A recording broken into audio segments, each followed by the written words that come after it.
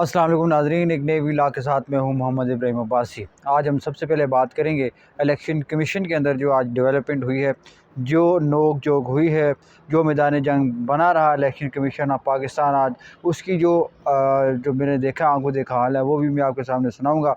और साथ में जो इलेक्शन कमीशन की जानिब से जो उनका किरदार है इलेक्शन कमीशन ऑफ पाकिस्तान को, उसके हवाले से भी बात करेंगे। सबसे पहले हम बात करेंगे इलेक्शन कमीशन के अंदर कौन कौन से केसेस थे और इनके अंदर क्या क्या चीज़ें होनी थी और हुआ क्या। सबसे पहले हम बात करेंगे इलेक्शन कमीशन के अंदर जो इस्लामाबाद की तीनों हलके हैं, उनके इलेक्शन ट्रिब्यूनल को तब्दीली के लिए मुस्लिम लीग नून के जो उम्मीदवार हैं उन्होंने दरख्वास्तें दायर की थी, जिसमें खुर्रम नवाज साहब थे, डॉक्टर फजल चौधरी साहब थे और साथ में अंजुम वकील खान साहब थे कि इलेक्शन कमीशन ऑफ पाकिस्तान के पास ये इख्तियार हासिल है इलेक्शन कमीशन ऑफ पाकिस्तान को कि वो जो है वो इलेक्शन ट्रिब्यूनल को या उसका जज को तब्दील करे या केस जो है उसको ट्रांसफ़र करे। इस सिलसिले में जो तरमीम की गई दरखास्तों के अंदर गुज़िश्ता 2-3 समातों के अंदर तरमीम करके दरखास्तें जो है उस समात के लिए मुकर्रर की गई, दोबारा दायर की गई इलेक्शन कमीशन ऑफ पाकिस्तान के अंदर तीनों उम्मीदवारों की जानिब से दरखास्तों के अंदर तरमीम की गई। उसके बाद वक्त दिया गया पाकिस्तान तहरीक इंसाफ के वकला को कि वो अपने जवाबात जो हैं वो आके जमा करवाएँ, लेकिन आज जो है वो जवाबात जमा नहीं करवाए जा सके। अंजुम वकील खान साहब के मुकाबले में आमिर मुग़ल साहब जो है वो मुकाबले में थे, उनके जो बेटे थे वो अदालत के सामने पेश हुए, वहाँ पे फैसल चौधरी साहब जो हैं वो वहाँ पे पेश हुए। उनकी तरफ से कहा गया कि हमारा आमिर मुग़ल साहब से जो है वो राब्ता अभी तक नहीं हुआ, इनका बेटा ये कह रहा है कि हमारा राब्ता नहीं हुआ है, लिहाजा जो है वो हमें वक्त दिया जाए, वक्त देंगे अगर आप तो हम आपको जवाब जो है वो जमा करवा देंगे।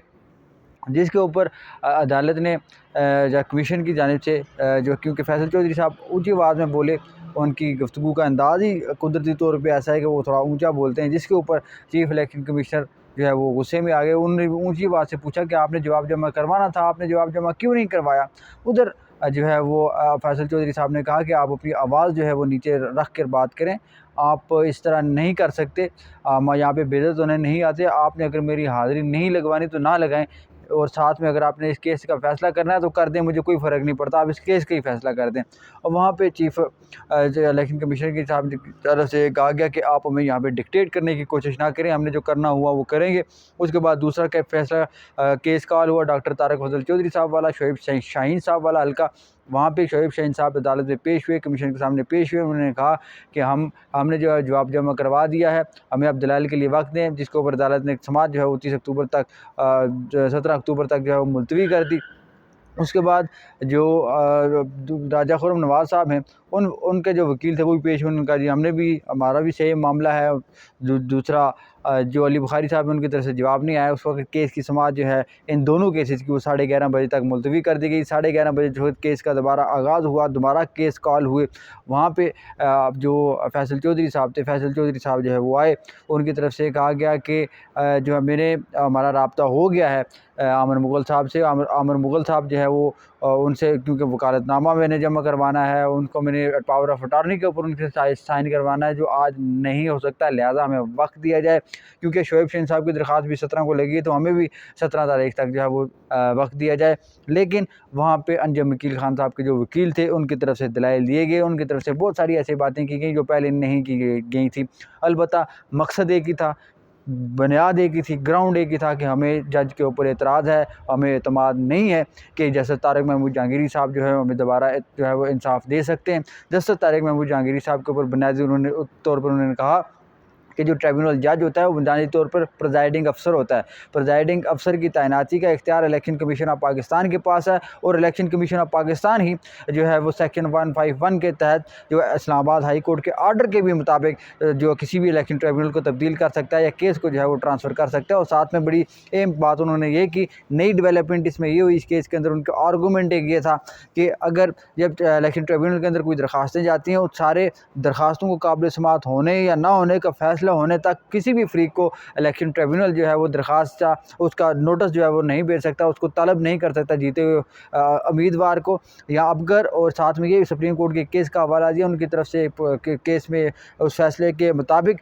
वकील अंजुम वकील की जानिब से ये कहा गया कि सुप्रीम कोर्ट के फ़ैसले के मुताबिक अगर दरख्वास्त गुजार जो होता है उसकी डॉक्यूमेंटेशन पूरी नहीं है इलेक्शन पिटीशन की, तो दूसरे फ्री को नोटिस जारी नहीं किया जा सकता, उसको बुलाया नहीं जा सकता। लिहाजा ये बुनियाद भी है कि इलेक्शन ट्रिब्यूनल जो है उसने ये गैर कानूनी काम किया, आइन और कानून के मुताबिक जो है वो नहीं चले।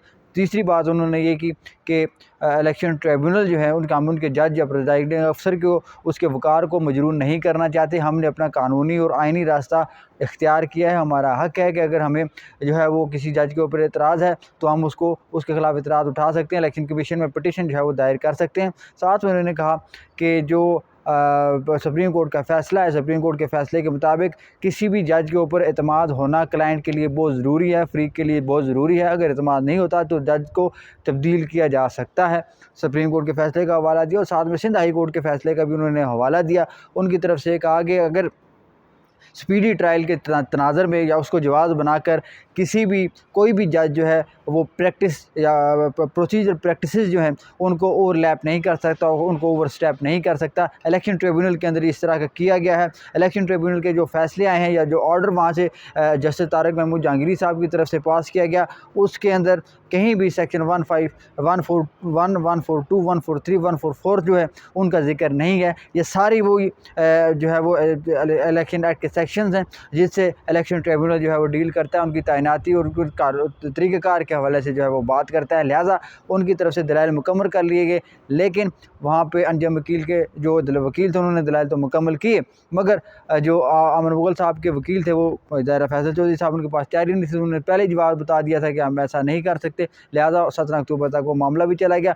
तीसरा बड़ा राजा खुर्रम नवाज़ साहब वाला हल्का था, उसमें भी यही बात हुई। उनके वकील आए कि हम अपने आर्गूमेंट करना चाहते हैं, कुछ चंद बातें मैं इसमें ऐड करना चाहूँगा, लेकिन वो भी इस्तदा की गई फैसल चौधरी साहब की जानिब से कि अली बुखारी साहब के जूनियर वकील यहाँ पे पेश हुए, ये हमारे हाथ पाँव हैं, लेकिन इनको तैयारी नहीं होती, लिहाजा हमें वक्त दिया जाए। इस तरह अदालत ने या कमीशन ने 17 अक्टूबर तक जो है वक्त दे दिया दोनों उम्मीदवारों को कि आप अपना जवाब जमा करवाएं, जबकि शोएब शहीम साहब जो हैं वो दलाइल देंगे। अब दूसरी बड़ा अहम केस था तौहीन इलेक्शन कमीशन के हवाले से, क्योंकि फवाद चौधरी साहब पहले आए, जिस वक्त दूसरी दफ़ा केस की समाअत हुई इस वक्त उनका तौहीन अदालत का केस दोबारा तो इलेक्शन कमीशन का केस कायल नहीं हुआ। वहाँ पर फिर वो इलेक्शन कमीशन से उन्होंने इजाज़त मांगी और इजाज़त लेने के बाद वो इंसदाद दहशतगर्दी अदालत के अंदर जो है वो चले गए। अलबत्ता फैसल चौधरी साहब पेश किए। फैसल चौधरी साहब की तरफ से क्योंकि इमरान खान साहब का केस था, उनको वीडियो लिंक के ज़रिए पेश होना था। आज जेल काम भी वहाँ पे आए हुए थे, स्टेट काउंसिल भी मौजूद थे। उनसे पूछा गया कि आपने क्या अरेंजमेंट किए हैं, क्या इमरान खान साहब को पेश किया जा सकता है या नहीं। वहाँ पे स्टेट काउंसिल की तरफ से कहा गया कि आपकी जानिब से या इलेक्शन कमीशन की जानिब से हमें सिर्फ ये पूछा गया था कि अगर सहूलत मौजूद है या नहीं। उसका जवाब ये है कि सहूलत मौजूद है, लेकिन इंटरनेट सर्विस जो है वो वहाँ पर ठीक नहीं है। इसको बेहतर बनाने के लिए PTCL को जेल इंतज़ामिया की जानिब से ख़त लिखा जा चुका है। वहाँ पे जो असिस्टेंट अडयाला जेल के जो असिस्टेंट वो थे, क्या कहते हैं उसको, असिस्टेंट सुप्रिटेंडेंट अडयाला जो थे वो पेश हुए। उनसे बाबर हुसैन बरवाना मेंबर पंजाब, उनकी तरफ से पूछा गया कि आप ये बताएं कि इंटरनेट चलता है। उन्होंने कहा कि आजकल इंटरनेट का बहुत इशू है।